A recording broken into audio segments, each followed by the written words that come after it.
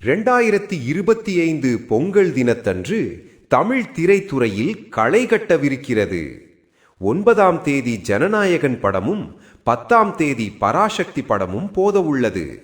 விஜயுடன் சிவகார்த்திகேயன் மோதவுள்ளதால் இரு ரசிகர்களிடையே கடுமையான வார்த்தை மோதல்கள் இணையத்தில் தொடர்ந்து நடந்து வருகிறது. இது குறித்து திரையரங்க உரிமையாளர்கள் சங்க தலைவர் திருப்பூர் சுப்பிரமணியம் ஒரு பேட்டியில் சில விஷயங்களை பகிர்ந்துள்ளார். அதில் ஜனநாயகன் படத்தை முதலில் தீபாவளிக்கு ரிலீஸ் செய்யவிருந்ததாகவும் ஜனவரியில் ரிலீஸ் செய்தால் வியாபாரம் நன்றாக இருக்கும் என்று நினைத்ததாகவும் கூறியுள்ளார். ஆனால் பராசக்தி படம் பூஜை போடப்பட்ட நாளிலேயே பொங்கல் ரிலீஸ் என்று அறிவித்துவிட்டதாக தெரிவித்துள்ளார். அடுத்தடுத்த நாட்களில் ஜனநாயகன் படமும் பராசக்தியும் வருவது போட்டிக்காக செய்யப்படவில்லை என்றும் விளக்கினார்.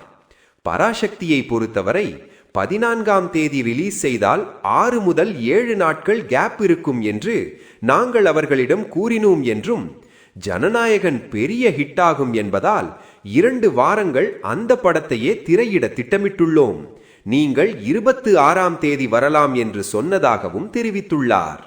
ஆனால் அதற்கு அவர்கள் இந்த தேதியை முன்பே பிளான் செய்து வியாபாரம் முடித்துவிட்டோம், 10ஆம் தேதியே ரிலீஸ் செய்வோம் என்று கூறியதாகவும், நிச்சயம் போட்டிக்காக வரவில்லை என்று திருப்பூர் சுப்பிரமணியம் தெளிவாக தெரிவித்துள்ளார்.